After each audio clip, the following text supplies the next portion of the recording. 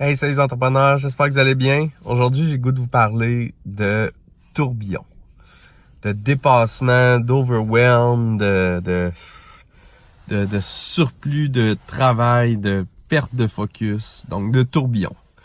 En fait, si vous êtes comme moi, je pense que vous devez l'être si vous êtes un entrepreneur en devenir ou une personne qui bouge quand même beaucoup de choses dans sa vie, qui pousse beaucoup de projets, il y a un moment donné où on perd le contrôle.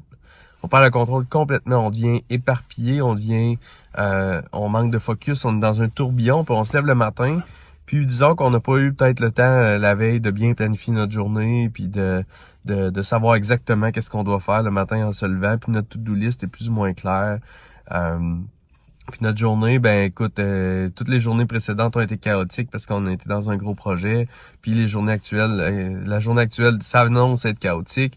Et les prochaines, ben on sait plus trop où on s'en va. Donc bref, moi c'est exactement où j'étais ce matin, où je suis depuis quelques jours dans le fond.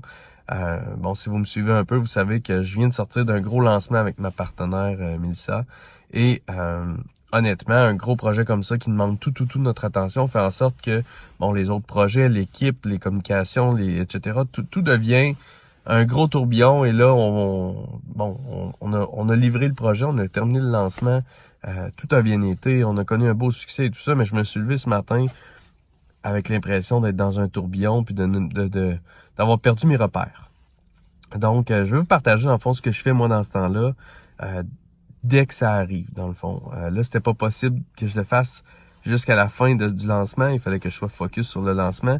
Mais depuis hier et aujourd'hui, ce que je fais, moi, c'est stop. Première des choses que je fais, c'est stop. J'arrête. OK? Ça donne rien d'aller éteindre un autre feu, puis un autre feu, puis un autre feu, puis un autre feu, comme ça, non-stop. Je fais un stop. J'arrête. Et je me donne un peu d'espace pour réfléchir, me déposer. Et je revois mon calendrier. Et je m'assure que les prochaines journées qui s'en viennent, dans les prochaines semaines, dans les prochains mois, comme moi j'ai fait, ce que j'ai fait, c'est que j'ai repris possession du calendrier jusqu'à la fin juin. Donc aujourd'hui, on est en février, là. Puis j'ai repositionné mes trimestres et tout pour m'assurer que je ne sois plus dans le tourbillon, que mes idées soient très claires. Donc j'arrête, je me donne un espace, je travaille sur des plus grosses roches, sur de la stratégie, sur de la vision, sur de la planification. Et instantanément, ce que ça fait, c'est que ça me calme, ça me repositionne, je sais où je suis, je sais où je m'en vais. Je suis content du travail qu'on a fait dans le lancement, mais maintenant, je suis très solide pour les prochains mois qui s'en viennent. Je passe à mes prochains focus, etc.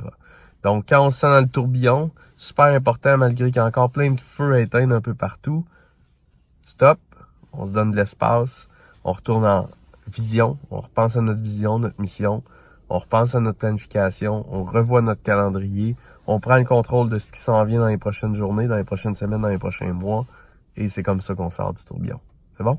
Bye tout le monde.